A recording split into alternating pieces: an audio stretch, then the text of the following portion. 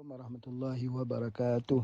Alhamdulillah, bersyukur pada Allah Subhanahu Wa Taala di pagi-pagi ini bersama lagi dengan Pak Haji. Kita akan mula mengkaji secara serius tentang COVID-19 ini dan bagaimana perawatan herba boleh digunakan untuk menerapikan bagi pasien-pasien mereka-mereka yang sakit ini supaya insya-Allah dengan izin Allah akan sukses berjaya dengan perawatan herba ini. Kerana ini adalah serius. Jadi banyak grup yang Pak Haji invite di sini di dalam grup kuliah khas PH ya, ada 1, 2, 3 dan sebagainya. Bagi mereka yang ada dah dalam satu-satu grup yang lain boleh saja left ya daripada grup tersebut kerana isi kuliahnya adalah sama saja kerana Pak Haji akan forwardkan kepada 10 grup yang telah Pak Haji pilih pada hari ini insya-Allah. Dan kita akan terus mengikuti kuliah ini daripada masa ke semasa. Terima kasih pada semua yang mengikuti kuliah pada hari ini. Sebentar lagi Pak Haji akan memulakan perbincangan. Tajuk perbincangan Pak Haji pada pagi ini ialah hipoksia. Ya, hipoksia telah pun kita bincang dalam kuliah-kuliah kita sebelum daripada ini. Iaitu kekurangan oksigen dalam tubuh badan. Kerana kita juga faham bahawa selalunya sekarang hipoksia ini telah menjadi salah satu daripada istilah yang penting yang sedang diperkatakan orang. Happy hipoksia yang boleh menyebabkan kadang-kadang orang itu dia tidak tahu kata dia kena virus, tiba-tiba dia jatuh, dia lemas dan akan mati. Mati pada ketika itu juga. Maka setelah dicek terdapat kekurangan oksigen dalam tubuh badannya. Jadi kekurangan oksigen itu disebut sebagai hipoksia. Masya Allah. Apa sebenarnya yang berlaku apabila berlaku hipoksia ini? Ini yang kita kena faham. Dan apakah peranan herba di dalam memastikan bahawa tidak berlaku hipoksia? Hipoksia ini berlaku dalam tubuh badan kita apabila tubuh badan itu terlalu berasid. Terlalu berasid ataupun terlalu asam kalau dalam bahasa Indonesia. Jadi terlalu berasam ini adalah banyak sebab. Ya, banyak sebab. Dan yang Pak Haji nak sebutkan dekat sini bahawa apakah dia peranan herba. Kita tahu bahawa tubuh badan manusia ni bersifat akali. Dan apa juga yang Allah berikan kepada kita tumbuh-tumbuhan itu adalah bersifat akali. Kalaupun ada tumbuhan yang rasanya asam, masam. Misalnya kita kata limau lah, ceruk yang kita ambil. Ketika kita makan itu, maka dia akan dineutraliskan oleh asid hidroklorik di dalam perut kita. Jadi makanan yang asam daripada yang bersifat alami, bersifat daripada buah-buahan, bersifat daripada sayur-sayuran, tidak pernah akan mengubah asam dalam tubuh badan kita. Tidak akan mengubah asid dalam tubuh badan kita. Jadi oleh sebab itulah, maka kita harus ingat, apabila seseorang itu dia dalam situasi COVID-19 hari ini, kita terdedah kepada tubuh menjadi asid. Jadi oleh sebab itu maka ada beberapa hal yang perlu kita fikirkan. Yang pertama ialah air yang kita minum. Air itu kita harus mencapai 2.5 liter. Kerana kalau kurang air yang kita minum, berartinya tubuh juga akan menjadi asid. Jadi kekurangan air itu akan menyebabkan darah menjadi kental. Kekurangan air itu akan menyebabkan apa yang kita sebut hipoksia tadi akan berlaku. Jadi asasnya adalah air.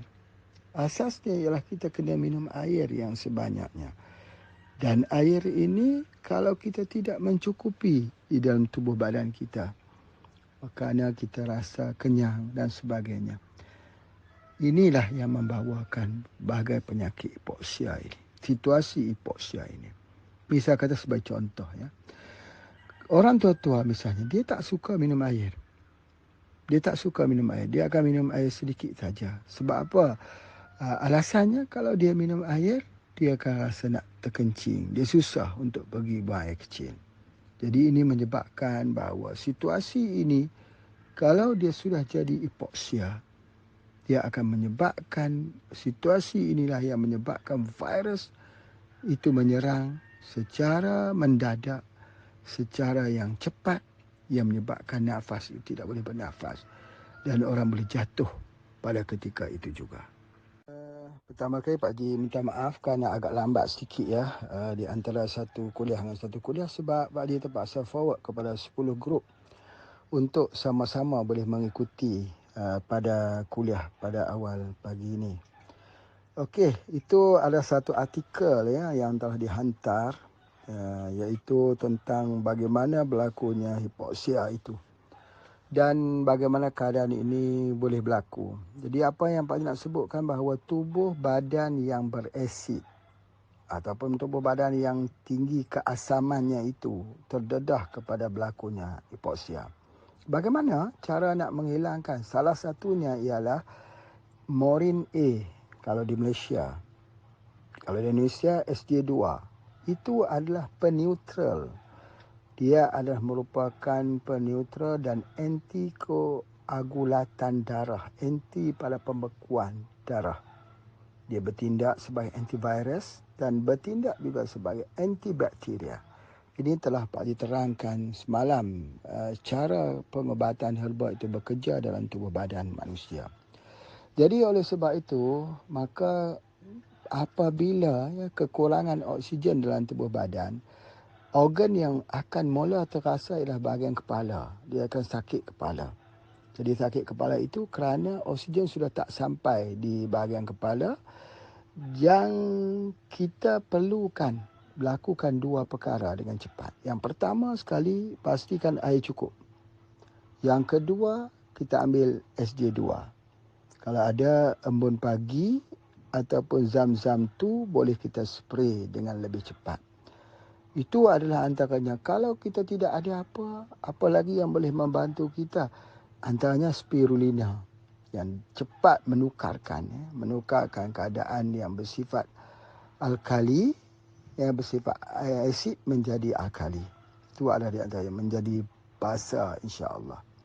Jadi sekiranya kita sakit kepala ini berlanjutan, berhari-hari misalnya. Jadi sebab itu kebanyakannya orang yang sakit kepala berhari-hari itu ialah orang yang kurang air di dalam tubuh badannya. Sebab apa Pak Haji pernah bercakap bahawa apabila air kurang, ya kerana diuretik ataupun kita kencing banyak, jadi maka tubuh memerlukan air, menjerit, minta tolong air. Kerana tubuh terpaksa mengambil air daripada air otak, menyebabkan sakit di bahagian kepala. Apabila sudah sampai mengambil air di otak ini, inilah yang menyebabkan berlakunya salah satu petanda awal hipoksia. Jadi oleh sebab itu maka tengok pengecaman di situ. Jadi cepat pastikan air yang kita minum itu di antaranya. Ya. Dan boleh saja ke dalam air itu dimasukkan sedikit garam. Ya, kalau kita nak minum garam, tetapi tidak sampai berubah menjadi asin. Kita ambil garam itu, tujuannya garam itu adalah span, ya, untuk memegang air di dalam tubuh badan. Jadi oleh sebab itu insya-Allah air tak banyak keluar lah. Jadi bila air tak banyak keluar, badan kita mengandungi air yang cukup. Insya-Allah. Mengambil jus juga boleh mengubah asid yang ada dalam tubuh badan. Kalau kita sering mengambil jus yang selalu dikatakan orang lemon. Ya, lemon itu kita masuk dalam air hangat, air suam, bukan air sejuk ya. Dia akan mengubahkan sifat asid dalam tubuh badan itu menjadi alkali, menjadi basa insya-Allah. Jadi oleh sebab itu maka banyak lagi herba-herba yang lain yang kita gunakan pada setiap hari dalam bentuk jus. Apa juga jus yang kita ambil. Semuanya akan menukarkan tubuh badan itu menjadi basa, menjadi alkali. Baik. Yang jadi permasalahannya pada hari ini bahawa penggunaan jus dalam setiap hari itu sering diabaikan. Apatah lagi kita sudah tidak ada ataupun kita tidak ada mesin juicer yang sepatutnya wajib ada pada setiap rumah. Juicer ini ada bermacam jenis, ada yang slow juicer, ada yang juicer biasa, ada yang kita panggil blender. Makin standardnya semakin bagus. Slow juicer misalnya sangat bagus untuk menghasilkan pati daripada buah-buahan untuk dijadikan minuman. Itu sangat baik. Begitu juga limau nipis ataupun jeruk nipis boleh juga kita gunakan untuk kita minum. Jadi penambahan daripada jus ini sebenarnya penambahan enzim yang ada dalam tubuh badan kita. Kita semula kembali supaya darah kita itu tidak menjadi asid.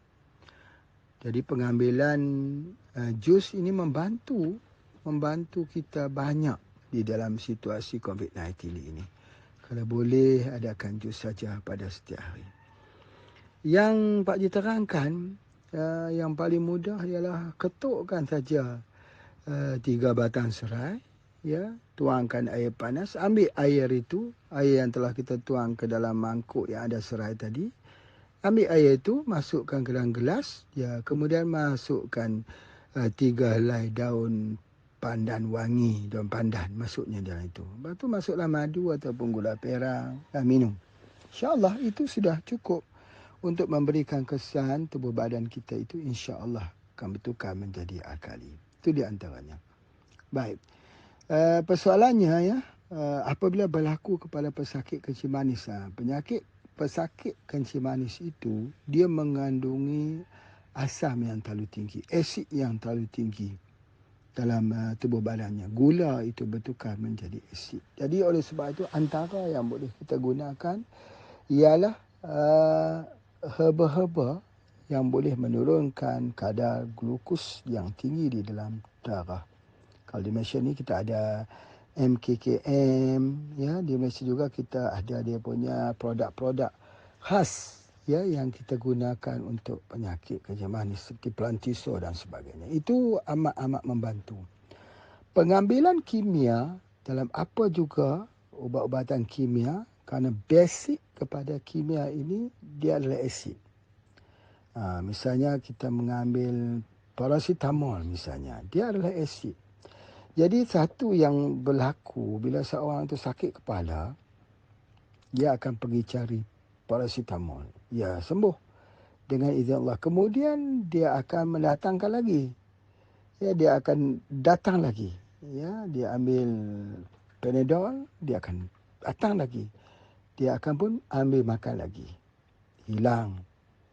Kemudian datang lagi dia makan. Tetapi apa yang berlaku prosesnya ialah proses di mana tubuh badan akan jadi semakin asid. Yang inilah yang kalau kena serangan virus ini, inilah yang sangat bahaya. Kerana hipoksia boleh berlaku dalam keadaan tubuh badan yang sangat asid. Jadi kita biasa-biasakan makan buah. Biasakan kita mengambil jus buah. Biasakan kita itu dengan penambahan enzim daripada buah-buahan dan juga sayur-sayuran. Jadi kalau tambah lagi dimakan pula dengan ayam yang mempunyai vaksin, ya, ayam yang mempunyai kimia yang tinggi. Untuk pengetahuan kita, ayam itu ketika kita nak beli anak ayam itu sendiri pun sudah ada 2 jenis anak ayam. Anak ayam yang dia vaksin atau yang tak divaksin. Jadi ini menunjukkan bahawa peringkat kecil lagi anak ayam itu sudah divaksin sampai pada hari pengambilan hasil. Berapa banyak racun yang terkumpul di dalam daging ayam yang kita ambil. Yang mana ini akan menukarkan tubuh itu menjadi asid. Hipoksia akan berlaku. Jadi kita tidak boleh terus saja kita mengatakan kenapa tubuh kita berlaku hipoksia itu hanya dengan serangan virus saja. Virus itu dia berada di keliling kita. Ya, dia berada di keliling kita. Tetapi kenapa kita sakit hari ini, kita sihat besok? Kita sakit apabila imun kita itu meningkat. Imun kita itu tinggi. Jadi oleh sebab itu, maka virus itu boleh memusnahkan kita apabila imuniti kita rendah.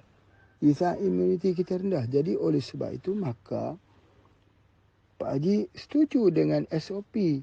Langkah-langkah supaya jangan berlaku merebaknya virus ini, ya, dengan kita basuh tangan dan sebagainya, memakai mask, ya, mukanya itu. Jadi setuju, tetapi dalam masa yang sama jangan tinggal dengan pemakanan-pemakanan buah, seseoran, jus, dan ini juga ada dalam herba dalam bentuk perawatan Maureen A ataupun SJ2, insya-Allah. Kita melihat daripada set outbreak yang ada di situ. Yang pertama, madu lebah. Yang kedua, Maureen A atau SJ2. Yang ketiga ialah kopi. Yang ada 7 herba. Kesemuanya ini mempunyai sifat untuk menjadikan tubuh badan kita itu resisten daripada virus. Ini dapat kita lihat daripada testimoni yang dihantar pada kita. Ya, di mana kalau seseorang itu sudah boleh mengambil herba tersebut dan herba tersebut telah pun diambilnya pada setiap hari, tiba-tiba dia terkena juga dengan COVID-19. Terkena juga selepas diambil. Sebab kita tahu bahawa virus itu akan datang dan pergi. Bila kita bertemu dengan seseorang, boleh jadi akan berlaku infection. Jadi dia akan sembuh dengan cara apa? Dengan cara herba yang sudah kita ambil. Pada setiap hari itu dia akan melakukan protection supaya jangan sampai di saluran pernafasan kita itu menjadi radang yang menyebabkan tidak boleh bernafas ataupun nafasnya itu akan menjadi makin cepat. Jadi herba yang kita ambil itu bukan dia hanya bersifat acute, iaitu menghilangkan virus pada ketika itu juga, tetapi tidak. Dia membina protection. Sama kalau orang mengatakan vaksin itu adalah untuk membina protection bila diserang dengan virus tersebut. Herba juga mempunyai sifat kurang lebih dengan vaksin juga. Tetapi sebab itu kalau kita dapat lihat mereka yang mengkonsumsi kopi radik lah, kita kata itu sebagai contoh, ya. Dan sebelum itu jangan kita sama kopi radik ini dengan kopi yang lain, ya. Mereka yang selalu mengkonsumsi kopi radik ini kebanyakannya, ya, terhindar daripada demam. Kalau dulu sentiasa demam, tetapi sekarang sudah tidak selalu demam. Sebab apa? Sebab dia membentuk imun yang ada pada tubuh badan kita. Baik, sekiranya orang itu, misal kata, dah minum kopi radik tetapi terkena juga dengan virus. Kenapa, ya? Kalau kita kata kopi radik itu sudah membentuk imun, ya, kenapa orang yang sudah mengambil kopi radik juga boleh menyebabkan serangan infection virus ini? Seperti mana yang Pak Haji sebutkan bahawa kadar sistem imuniti kita naik dan turun. Pada hari imuniti kita itu lemah, ya, kerana banyak faktor. Bukan hanya faktor kepada minum kopi saja, minum atau tidak. Tetapi di kalangannya, kadang-kadang fikiran kita terganggu, ya, menyebabkan sistem imun kita down, kita dalam keadaan stres yang tinggi, dalam keadaan kita berfikir. Adalah hal-hal ataupun makanan-makanan yang kita makan itu yang menyebabkan sistem imuniti kita rendah. Pada ketika itu kuman boleh menaluki kita. Padahal kuman itu sudah berada di keliling kita sudah seminggu tetapi tak dapat menaluki tubuh badan kita. Jadi oleh sebab itu maka dalam situasi begini pengambilan SOB itu sangat penting untuk recharge semula sistem imuniti kita itu supaya membentuk satu antigen perlindungan daripada alam tumbuh-tumbuhan, insya-Allah. Salah satu daripada menyebabkan tubuh badan kita menjadi asid ini, hipoksia ini, yang jarang sekali diperkatakan orang ialah masalah sembelit. Sembelit itu sebenarnya menjadi pembunuh. Kerana dengan sembelit itulah tubuh badan itu akan menjadi asam, asid yang menyebabkan oksigen itu kurang dalam tubuh badan kita. Jadi kenapa berlakunya sembelit?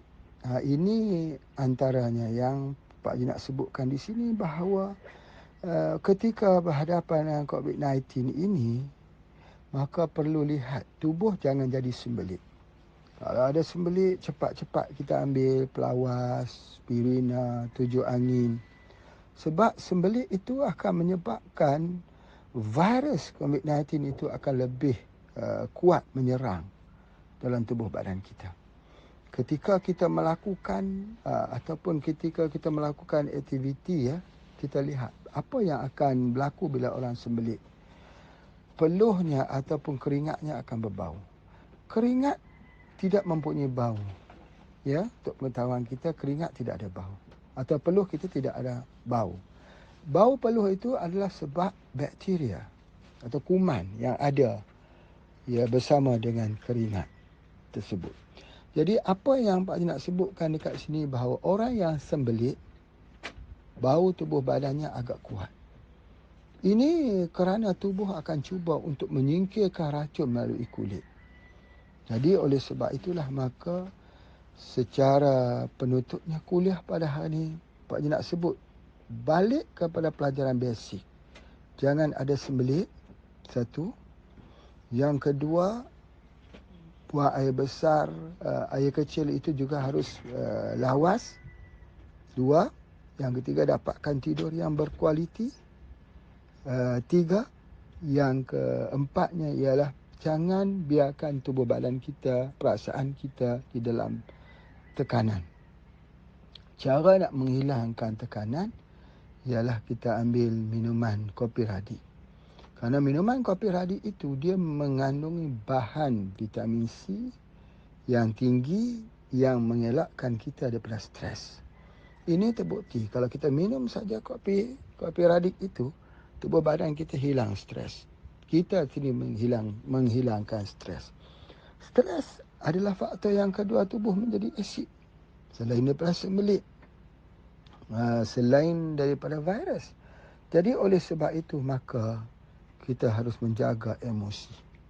Emosi, bagaimana emosi nak kita jaga?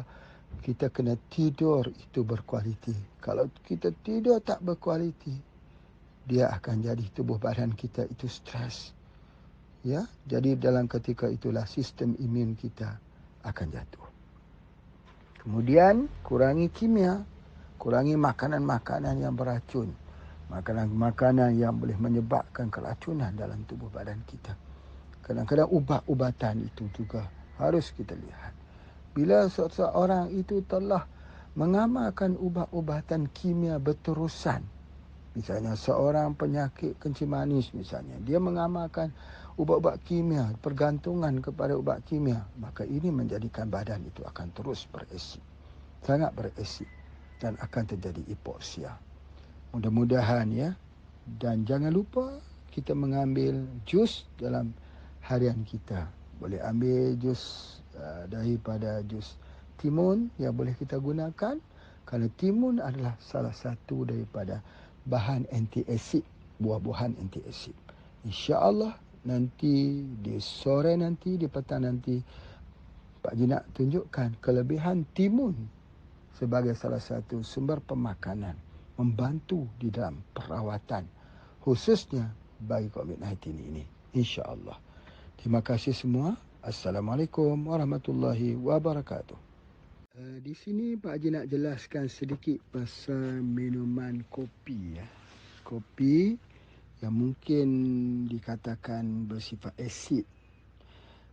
Seperti mana yang telah Pak Haji jelaskan, kopi ini ada dua jenis, Arabica dan juga Robusta. Kalau Arabica itu memang asid. Kopi biasa yang ada di pasaran, seperti Nescafe ataupun kopi daripada Starbucks ataupun kopi-kopi premium yang lain.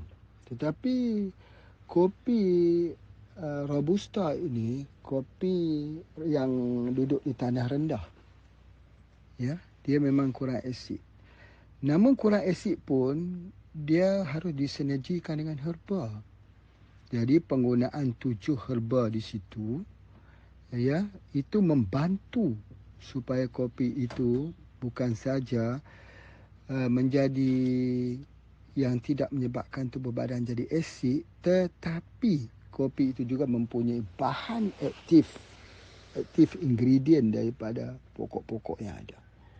Salah satunya ialah pokok Eurycoma longifolia. Eurycoma longifolia ini ialah pokok pasak bumi atau tungkat ali. Kajian yang lepas telah menunjukkan bahawa pokok tongkat ali ini antivirus. Digunakan untuk HIV, anti pada bara, kanser, dan dia berjaya digunakan untuk meningkatkan sistem imun. Maka berdasarkan apa yang Pak Haji lihat, sudah kopi ni 10 tahun lebih kita keluarkan dan produk ni juga kita keluarkan lebih awal lagi menggunakan pokok pasak bumi ini. Dia memang mempunyai kesan yang sangat tinggi di dalam penjagaan sistem imuniti tubuh badan manusia. Jadi itu adalah asas dia yang kita kena lihat. Baik, apakah ini baru kita nak sebut sebagai salah satu daripada alternatif untuk COVID-19? Tidak. Ini bukan satu perkara baru. Ya, kita telah menggunakan, ya, kita gunakan pendekatan herba ini untuk virus-virus yang lain seperti demam denggi misalnya. Denggi berdarah. Apakah herba yang kita gunakan untuk denggi berdarah? Kita bagikan juga minum kopi dan juga kita bagi dengan Morin A atau SJ2 dan ianya sangat berkesan. Ia sangat berkesan bila kita berikan di mana platelet darah orang yang ada demam denggi itu misalnya yang menurun tercover dalam masa 3 hari saja kita beri. Waktu malam itu sakit, ngilu, sendi sebagainya, itu obatnya. Jadi oleh sebab itulah maka pengalaman ini dikongsikan supaya kita semua dapat faham. Ya, dapat faham tentang bagaimana SOB, set outbreak ini banyak memberikan bantuan kepada mereka yang sakit COVID-19 ini. Lebih ribuan pesakit-pesakit yang telah menggunakan dan berjaya. Kalau sudah ribuan yang menggunakan berjaya dan menggunakan herba tak ada kimia, kenapa harus kita sanksikan lagi? Yang penting kita harus yakin yang menyembuhkan itu Allah. Tetapi Allah memberikan kepada kita ilmu.